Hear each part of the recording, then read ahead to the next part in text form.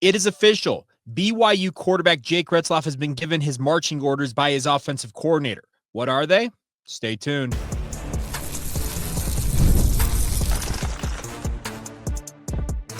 You are Locked On Cougars, your daily podcast on the BYU Cougars. Part of the Locked On Podcast Network, your team every day.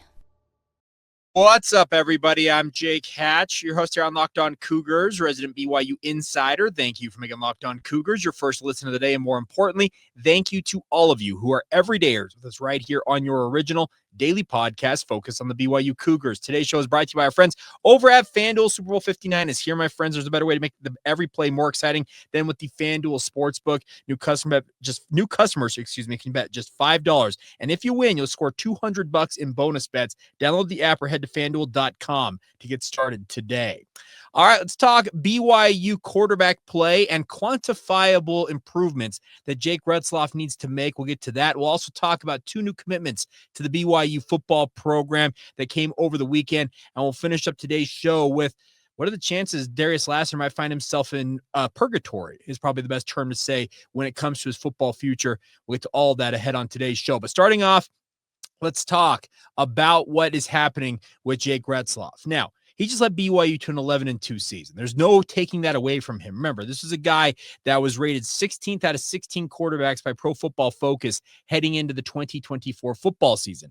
He held on to that. That motivated him. He went out and made big-time plays all season long for the BYU football program. And once again, won double-digit games against the toughest schedule top to bottom that BYU's ever faced. They've never beaten more Power 5 teams than they did in 2024 with the 9 that they defeated along the way.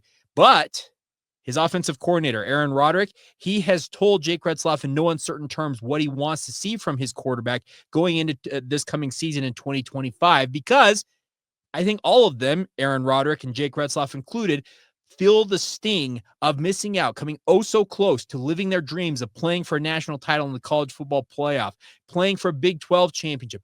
All that was there on the table for them. And then they go and lose to Kansas and then follow that up with a loss to Arizona State. And that cost them in the end.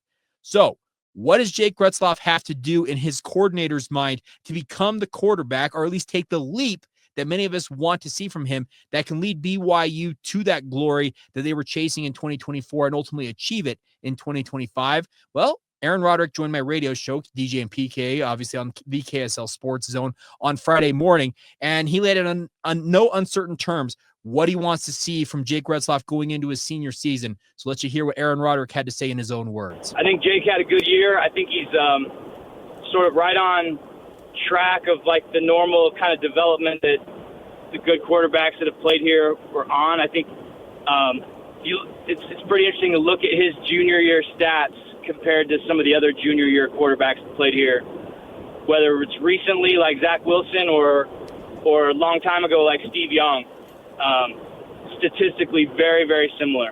And so the goal is to take that jump that those other guys took senior year. And so this year he's 20 touchdowns, 12 interceptions. I don't talk a lot about stats, but I have said directly to him, next year we need to be in the 30 touchdowns plus with single-digit interceptions. And that's what Zach did his senior year. That's what Jaren did. And if you do that, those are winning numbers. Those aren't just numbers to get you all-conference votes. Those are numbers that help you win games. And then the other one is I think we really need to improve our completion percentage. We need to be up around 70% completions next year. And we were just too many times this year we're not quite on the same page. I think there's a lot of things Jake can do to improve his accuracy, just improve footwork, and then also just more repetition, more practice with our returning receivers. We have a lot of players coming back that have played a lot of football, and I think that's a reasonable expectation to get back up in that 70% completion range like we were with Zach and Jaren, and like the good quarterbacks in the past have been. And so I think if we can make those are quantifiable things that he can do next season that will lead to more points and hopefully another couple wins. There you go. Aaron Roderick laid it right out there. 70% completion percentage, and 30-plus touchdowns against single-digit interceptions. Those are going to be pretty sizable leaps if Jake Retzlaff can ultimately achieve that with the BYU football program, because if you look at his stats over his career at BYU so far, they don't come anywhere near to that. Now, obviously in 2023, just 4 games played, he was 50.4% completion percentage, 3 interceptions versus 3 touchdowns. This past season, once again, winning 11 games along the way, completed 57.9% of his passes, 2,947 yards, 20 touchdowns, and 12 interceptions, as Aaron Roderick pointed out. So you're essentially asking him to add at least 10 touchdowns, cut the interceptions in half, in theory, going from 12 to 6, and then up his completion percentage. Let's say he doesn't get to 70. Let's say he gets to 67. Another 10 percentage points more is what he's going to have to add this season if he wants to get to those benchmarks. As he said this to Jake's face, laid it out for him. Jake has work to do, and I think we can all see it. His footwork at times can get a little awry, and the bigger thing is he at times can get into a little bit of a gunslinger mentality where he's just trying to wing balls into windows that just aren't there. Some of those interceptions, they can be cut down on, and I know that he'll be working this offseason with a guy like John Beck. Remember, John Beck's senior year, what did he complete? Was it 75% of his passes, it felt like, in 06? And remember, John Beck's career started in a pretty ignominious fashion. He got obviously thrown to the wolves early on during his time with the final stanza of the Gary Croton era, but rose to glory in his final campaign as BYU's quarterback and ultimately became an NFL prospect. So a guy like John Beck can, I think, identify with the struggles that Jake Retzlaff has had at times at BYU, but he also can take, I think, the tools that I think everybody sees with Jake Retzlaff, and with some more seasoning, some more fine-tuning, some more work this offseason, Aaron Roderick laid it out there. This is what he expects from his senior signal caller. History suggests when BYU has had experienced quarterbacks that are seniors, good things seem to happen for the BYU football program in those circumstances. Think of John Beck in 2006. Think of what Jaron Hall accomplished in his final season with BYU. I know that he mentioned that Zach was a senior. Zach wasn't a senior. He was a junior in 2020, but a pretty phenomenal season. Going back even further, Jim McMahon, Steve Young, Robbie Bosco, these senior-laden teams or senior quarterback-led teams for BYU have had pretty darn good success. And 2025 is shaping up as a year that BYU could do some pretty impressive things. And they already accomplished some pretty impressive stuff in 2024. It's all going to rely on that right arm of Jake Retzlaff. If he can deliver, if he can get to those, as Aaron Roderick said, those quantifiable stats, that could lead BYU to the proverbial promised land that they missed out on by just the slimmest of margins this past season for BYU. And that would be a really, really cool thing to see. And obviously would send Jake Retzlaff into the BYU record books. I'm a broken record in my own saying that Jake is a good quarterback and needs to be a great quarterback. Well, the good to great, that's what those quantifiable marks are. Getting to around 70% completion percentage, pushing your touchdown to interception ratio to 3 to point something. Like you can't, 3 to 1 won't cut it. It's got to be even better than that. So we'll see. I mean, interesting offseason ahead, but Aaron Roderick, he's already put it down. We're going to hold Jake Retzlaff to that. His offensive coordinator, he said it with his own words. I have said this to his face, and Jake's got to deliver and put up and help BYU get to where they want to go this coming season. All right, coming up next, BYU put the finishing touches on their 2025 recruiting class over the weekend, by and large, with 2 new commitments for the BYU football program. Who are these 2 young men, and what do they offer for BYU? Well, they bolster the secondary for Jay Hill's defense. I think both of them have the traits to be pretty standout players, and we'll talk about them next. Today's show is brought to you by our friends over at TurboTax. Now, TurboTax is here for you guys to get you through tax season. Obviously, this message is from our sponsor and Intuit TurboTax. Taxes obviously have us wondering and waiting and worrying if we're going to get any money back. A lot of us are concerned about that, then waiting and worrying and wondering and just trying to figure out where the status is. Now Taxes is matching with a TurboTax expert who can do your taxes as soon as today. And the expert will give you your taxes undivided attention as they work on your return while you get real-time updates on their progress. So you can focus on your day and everything else you have going on. An expert who will find every deduction possible, file every form, every investment, and everything with 100% accuracy. Also, you can get the most money back guaranteed. No waiting, no wondering, no worries at all. Now, this is Taxes. Get an expert today at turbotax.com. This is only available with TurboTax Live full service, real-time updates only available in the iOS mobile app, and see guarantees on all their details at turbotax.com/guarantees. Once again, get started today at turbotax.com. Thank you once again for making Locked On Cougars your first listen of the day. Appreciate all of you for being with us on this Monday edition of the show. All right, BYU got 2 commitments over the weekend. From my own math, I think it puts the finishing touches on BYU's 2025 recruiting class. Now, what used to be National Signing Day is now like the late signing day, comes up early next week as BYU will have these players put pen to paper, or in many cases, their digital signature on the paperwork online, then file those national letters of intent. But they got two new commitments over the weekend, both of them on the defensive side of the football. And I think both of them have markers or hallmarks of guys who could be really fine football players for BYU in time. Let's start off with cornerback Jordyn Criss. Now, we talked about him last week, came on an official visit over the weekend and announced on Sunday that I'm home is the term he used when he put out the graphic on social media. The one thing I love about Jordyn Criss is he's built in the same form or model of what a lot of the young cornerbacks that BYU's recruited recently are. Think what Trey Alexander III was this past year. He's this tall, long, rangy athlete at cornerback. Yeah, maybe a little bit skinny, but when Trey was on the field, pretty darn good football player as a true freshman for BYU and figures to only get better with time. Obviously, working out in the weight room, working on his craft. Well, Jordyn Criss is in a similar model to what I see from Trey Alexander. 6'2", 165 pounds, depending on which recruiting service you happen to frequent. An 85 rating, so mid-tier 3-star athlete out of Arlington, Texas, and Seguin High School. And I think this is a really under the radar pickup from Gennaro Guilford for his cornerback room. I talked with Gennaro during bowl prep. Some of you who are everydayers may remember that conversation. And in there, I asked him, hey, what are you looking for in terms of recruiting? And he said, I'm looking to add 1, maybe 2 guys. But he made it very clear it didn't have to be a JUCO or a transfer portal guy to bolster BYU's cornerback depth. He thought he could find the right guy out there on the recruiting trail, and he's identified it here in Jordyn Criss. I think Jordyn Criss bears all of the hallmarks, all of the markers, runs a sub-11 second 100 meters, 10.8 is his fastest time. It usually translates over to the low 4.5s or high 4.4s in a 40-yard dash, if those of you wondering what his 40 time is going to be.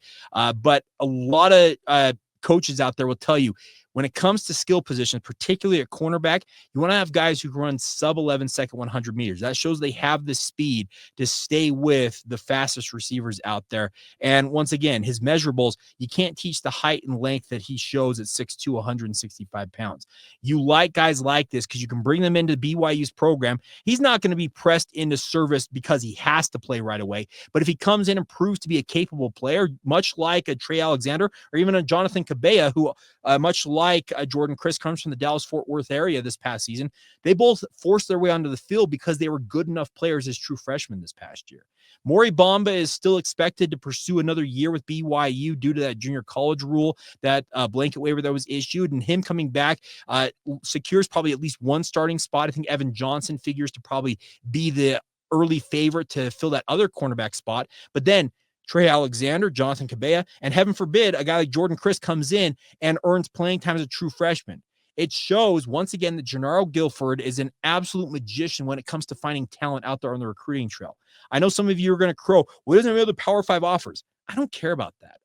Gennaro Guilford, his track record suggests if he recruits a guy and gets a guy to commit to BYU, I trust that the Gennaro Guilford, who played at BYU, knows what it takes to succeed at a high level in a BYU uniform himself. He has a track record of cranking out top shelf cornerback talent. Look at Jacob Robinson. Look at Criss, not Chris Johnson. Who the kid I'm thinking of? Chris Wilcox. Think of the guys that BYU has had at cornerback in recent years. Obviously, you look at Eddie Hecker, you look at Camden Garrett, you look at Mark Collins this past year. They were the one-year grad transfer guys who came from Weber State and knew Jay Hill's defense.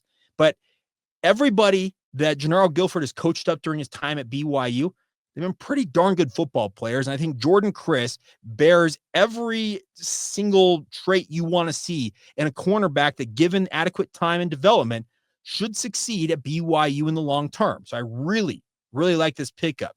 Now, the other pickup over the weekend went in favor of Landan Goff, who's a local prospect out of Lone Peak High School. Now, Lone Peak cranks out a lot of talent every single year. Austin Pay, one of his teammates, speaking of Landan Goff, committed to BYU as one of the crown jewels of BYU's recruiting class.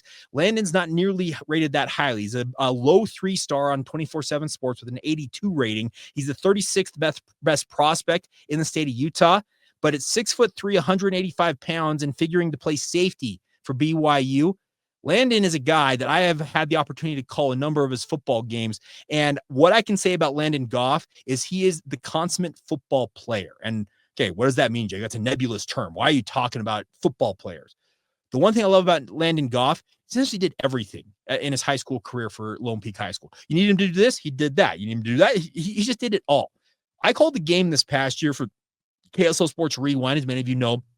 During the football season, I'm out there on Friday nights calling a game. I was at Westlake High School, so a stone's throw away from where I live in Saratoga Springs. I was at Westlake High School, and they welcome in Lone Peak. Now, Lone Peak obviously was on their way to an incredible season. Westlake was struggling mightily because Westlake, their quarterback play was subpar. Well, in the game, Lone Peak lost their own quarterback, and suddenly the game devolved into something out of the 1910s of football. Neither team could move the football on each other because the quarterback play just wasn't up to the standard that either team needed to be effective. Well, enter Landan Goff. He returned a kick for a touchdown. He had a pick 6 in that game as well, and essentially became the de facto offense or the scoring that Lone Peak needed to grind out a win against Westlake. I came away very impressed with him as a player. And like I said, he's not very highly rated as a prospect, but I look at this and I say, you know what? You could do a lot worse than bringing a guy like this into the program. Now, as of the current time, I don't know the status with regards to if he's a preferred walk-on versus a scholarship guy, but that doesn't really matter to me because I look at what Goff offers, the traits similar to what I just talked about with Jordyn Criss. This screams Jay Hill's favorite project to bring into BYU. And all of a sudden you see him 2 or 3 or 4 years from now, because if I'm not mistaken, Landan is planning on a mission for the Church of Jesus Christ of Latter-day Saints. So you will not see him until 2027 or 2028. But when he does enroll at BYU, this screams a guy that Jay Hill could transform into one of the next star safeties for BYU. I look at this and I look at Landan and I say, you know what?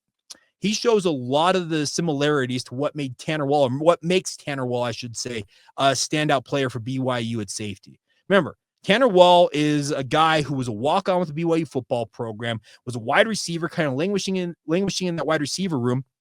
Enter Jay Hill. He flips over to the defense playing safety and has become an absolute stalwart at free safety for BYU, speaking of Wall. Landan Goff, I think, could follow that similar career trajectory under Jay Hill's tutelage. And watching what I watched with Landan Goff, and I just mentioned that one game against Westlake, I can think of like 3 or 4 others that I've watched him. He is a do-everything player. You're going to ask him to do something, he's going to do his absolute darndest to get the job done, and he just contributes to winning football. That's the one thing I love about the Lone Peak football program is their guys, they just want to win football games. They don't necessarily care about accolades. They obviously love winning state titles and winning all conference honors and all that type of different stuff. That's great. But it's a byproduct of them buying into what Coach Bart Brockbank at Lone Peak does. And I think this is what Landan Goff will bring to BYU, because I think all of us look at what their culture is under Kalani Sitake. It requires buy-in. Guys come into this football program, they understand what they're representing, speaking of BYU and by extension, the Church of Jesus Christ of Latter-day Saints, and they want to go put on a very good product and compete at a high level in football. That's why I think guys like Jordyn Criss and obviously Landan Goff are maybe underrated prospects.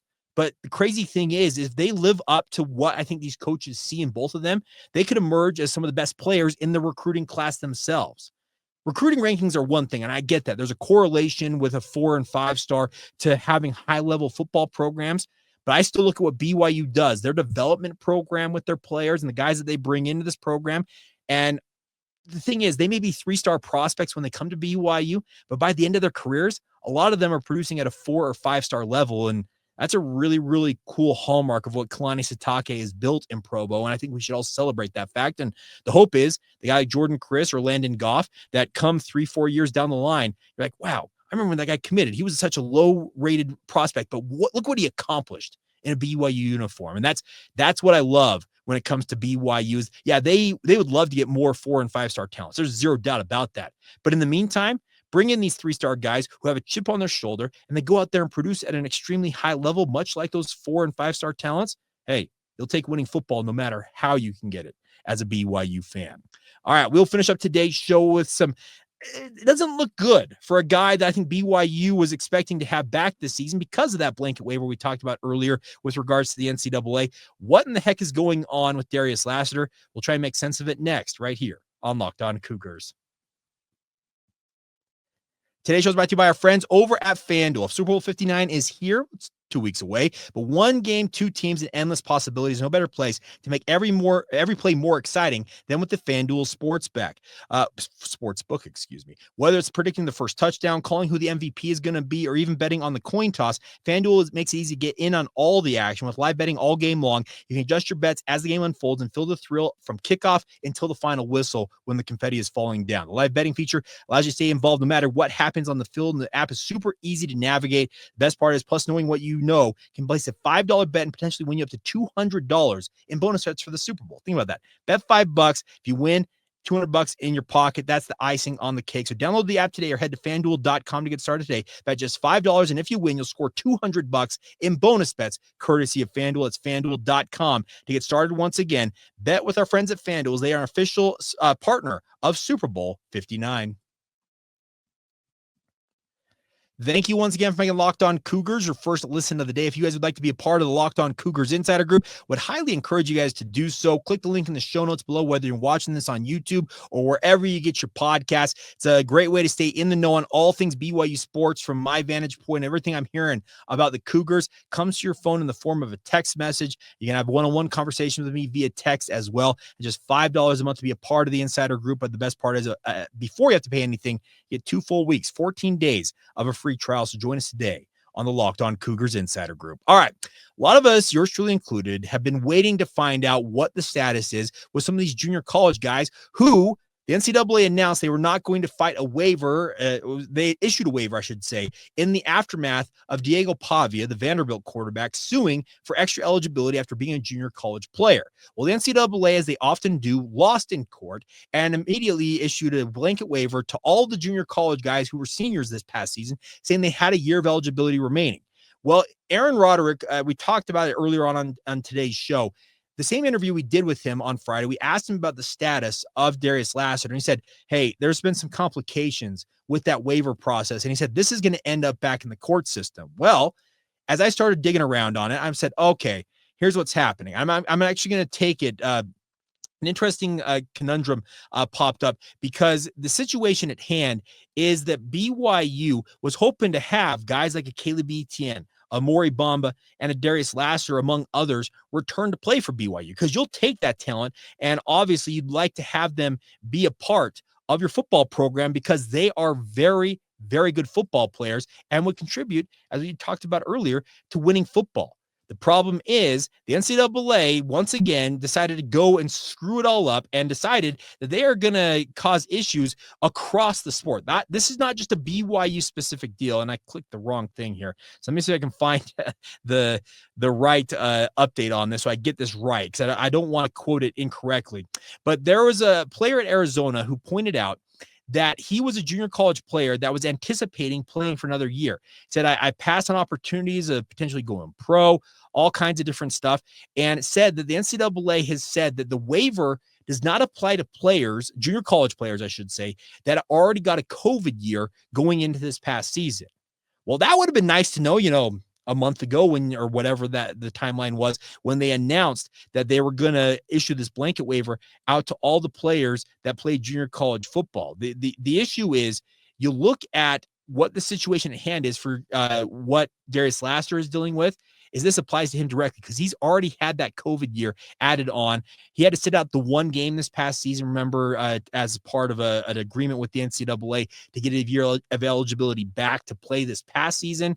And now it appears that this could be the situation that Darius Lassiter is kind of stuck in purgatory.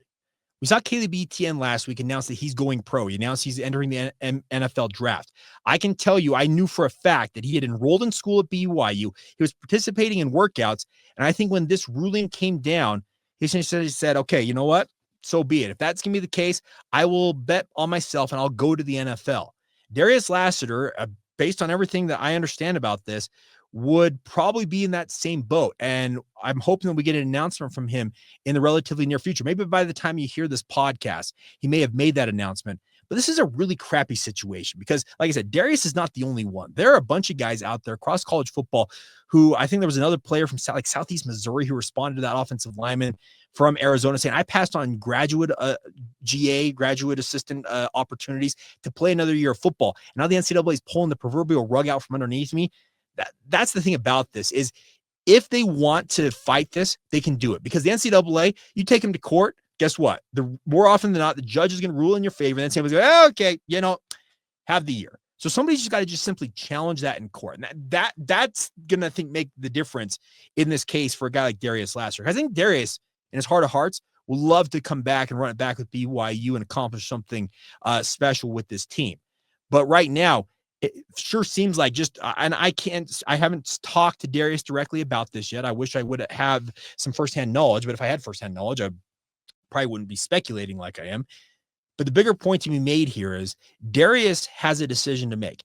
Is he going to pursue professional football, the NFL, much like his dad and brothers have done this year? Or is he going to fight this in the court system, take it to a judge, and essentially tell the judge, the NCAA said I had a year of eligibility. Then they decided to yank the rug out from underneath me. I want that year back. And there's a very strong argument in my mind that a judge is going to say, yeah, the NCAA gave you that year, have the year. And the NCAA would cower away, as they often do, and say, yeah, okay, we're good. I don't know where it's going to end up, but it's an unfortunate situation because, like I said, with Caleb Etienne and Darius Lassiter, they'd enrolled in classes. They'd started working out with their teammates. They were gearing up for another run at a Big 12 title with BYU this season. And to have that yanked away from you, that's a crappy situation. And it sucks. And I feel for each one of those young men. And even beyond BYU, any player who got affected by this and may have missed out on opportunities, whether it's coaching, whether it's professional football, whether it's whatever the next step in life is for these players, this is just the NCAA being as buffoonish as they typically are. And I hope one of them challenges it in court, because I really feel like there's a strong case here. And very quickly, I think the NCAA would issue just another blanket waiver saying, okay, you know what? Have the eligibility. But until that happens, it's a really, really tenuous situation that Darius finds himself in, because it doesn't feel like there's going to be a very quick answer on this. And that's the other thing about this is you got to feel for these young men, because they're putting their heart and soul, their bodies on the line. They're trying to make a career out of playing the game that they love. And when you had an opportunity to further your education, further your playing career, make some NIL money on top of it along the way, obviously in many guys' circumstances, and to have all that ripped away, or at least be stuck in, like I said, this kind of purgatory where, do I go pro or do I try and fight? I don't envy anybody in Darius or anybody's other position that is going on with this, because it's a really, really tough spot to be in, because you want to play more football, but you don't know where it's going to be. And there's a deadline. I hope it hasn't passed yet about the NFL draft, like declaring for the draft. But you could obviously apply for special exemption under that circumstance, and maybe the NFL would grant it if that has passed. It's a really, really tenuous situation. And my heart goes out to guys like Darius Lassiter, because it's not fair that they are stuck in this purgatory, all because the NCAA can't get out of their own way. So that's where things stand. But I hope that they will have an answer soonish that will help these players determine what their future is going to be. And I would venture a guess that if the NCAA, they lose every time it seems they go to court these days, it takes just one player to have the gumption or hire a lawyer to pursue this. And once they do that, that eligibility can be reinstated very, very quickly by our friends over at the NCAA. So we'll see what happens. Also, real quick, I want to give a shout out before we go here. If you're watching this on YouTube, you probably see that right there. That is the brand new crew neck from the Royal Blue Collective. It's the Cougar Tail Costco design. I saw it. I said I need to have it. And then my friends at the Royal Blue hooked us up. So get over to the Royal Blue and buy yourself one of these. I'm a big fan of Costco. I'm a big fan of Cougar Tails. It's a combo. And it's, by the way, really comfortable crew neck.